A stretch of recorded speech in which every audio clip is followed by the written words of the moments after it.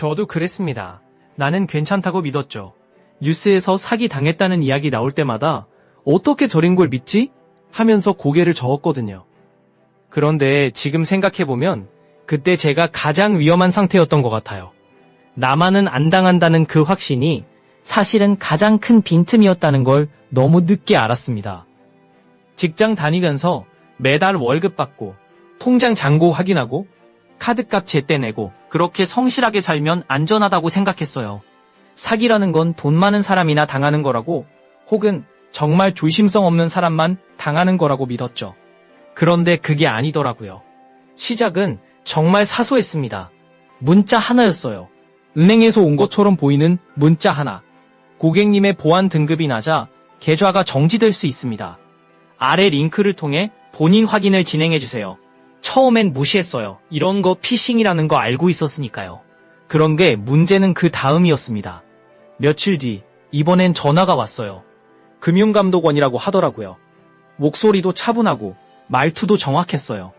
고객님, 최근 명의 도용 시도가 있었습니다. 지금 확인하지 않으시면 계좌가 범죄에 이용될 수 있습니다. 그때 제 머릿속엔 이런 생각이 스쳤어요. 설마 금융감독원에서 직접 전화하는데 가짜일까? 하는 생각이요. 그리고 상대방은 제 이름을 정확히 알고 있었어요. 제가 쓰는 은행 이름도 알고 있었고요. 그게 저를 안심시켰던 것 같아요. 아, 이건 진짜구나 하는 착각이요. 지금 생각하면 그때 끊었어야 했습니다. 그냥 전화 끊고 은행에 직접 전화했어야 했어요. 그런데 그러지 못했죠. 왜냐하면 상대방이 계속 말했거든요. 지금 바로 조치하지 않으면 계좌가 정지됩니다. 고객님, 월급 입금도 안 될 수 있어요. 월급, 그 단어가 저를 흔들었어요. 다음 주면 월급날이었거든요. 만약 계좌가 정지되면 어떡하지? 카드값은 어떻게 내지? 그런 생각이 머릿속을 가득 채웠습니다. 그리고 상대방은 그 불안을 정확히 건드렸어요. 고객님, 지금 확인만 하시면 됩니다. 어렵지 않아요. 본인 확인 절차만 거치시면 돼요. 그렇게 저는 상대방이 시키는 대로 했습니다. 앱을 깔았어요. 보안 프로그램이라고 했거든요. 그리고 인증번호를 입력했죠. 몇 번이나요? 그때까지도 저는 제가 사기를 당하고 있다는 걸 몰랐습니다.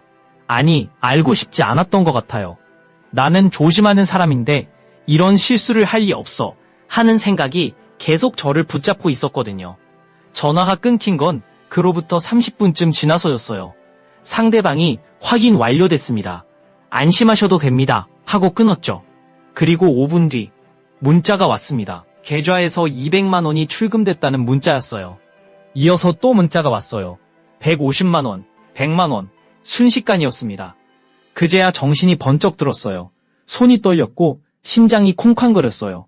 은행에 전화했지만 이미 늦었다고 하더라고요. 출금된 돈은 이미 다른 계좌로 빠져나간 상태였고 추적이 어렵다고 했습니다. 경찰서에 신고하러 갔어요. 그런데 거기서 더 놀란 건 저 같은 사람이 하루에도 수십 명씩 온다는 거였어요. 나이도, 직업도, 학력도 다 다른 사람들이요. 경찰관이 말했습니다. 요즘 사기는 멍청한 사람을 노리는 게 아니에요. 오히려 자기가 똑똑하다고 생각하는 사람을 노립니다. 그 사람들이 방심하거든요. 그 말이 가슴에 박혔어요. 저는 제가 조심성 있는 사람이라고 믿었거든요. 인터넷 뱅킹할 때도 항상 확인하고 이상한 문자 오면 무시하고 그렇게 살았어요. 그런데 그게 오히려 독이 됐던 거예요. 나는 괜찮아 하는 그 생각이 저를 가장 위험하게 만들었던 겁니다. 돈을 잃은 것도 억울했지만 더 힘들었던 건 제 자신에게 화가 난다는 거였어요. 왜 그때 전화를 끊지 않았을까? 왜 은행에 직접 확인하지 않았을까? 그런 생각이 밤마다 저를 괴롭혔습니다. 주변 사람들한테 말도 못했어요. 부끄러웠거든요. 이 나이에 사기를 당하다니 하는 수치심이 컸어요. 그런데 나중에 알고 보니 제 주변에도 비슷한 경험이 있는 사람이 있더라고요. 다들 말을 안 했을 뿐이지 당해본 사람이 생각보다 많았습니다. 그리고 그 사람들도 다 저처럼 말했어요. 나는 안 당할 줄 알았다고요. 요즘 사기는 예전과 다릅니다. 문법 틀린 이상한 문자 보내는 게 아니에요. 정확한 정보를 가지고 정확한 타이밍에 정확한 불안을 건드려요. 그리고 그 불안은 누구에게나 있습니다. 돈 잃을까봐, 계좌 정지될까봐, 범죄에 연루될까봐 그런 두려움을 이용하는 거예요. 저는 그 뒤로 생각이 많이 바뀌었습니다. 나는 괜찮다는 생각을 버렸어요. 대신 나도 당할 수 있다고 생각하기로 했죠. 전화 오면 일단 끊습니다. 급하다고 해도 중요하다고 해도 일단 끊어요. 그리고 공식 번호로 직접 전화합니다. 번거롭지만 그게 안전한 방법이더라고요. 문자에 링크 있으면 절대 누르지 않아요. 은행 앱도 문자 링크로 들어가지 않고 직접 앱스토어에서 검색해서 깔아요. 귀찮지만 그게 제 돈을 지키는 방법이니까요. 그리고 무엇보다 나는 안전하다는 착각을 경계합니다. 그 착각이 가장 위험하다는 걸 이제는 알거든요.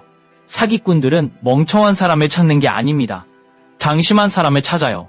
자기는 괜찮다고 믿는 사람, 자기는 조심한다고 생각하는 사람. 그런 사람들이 오히려 쉬운 타깃이 되는 거예요. 저도 그랬으니까요. 지금도 가끔 그때 생각하면 가슴이 철렁합니다.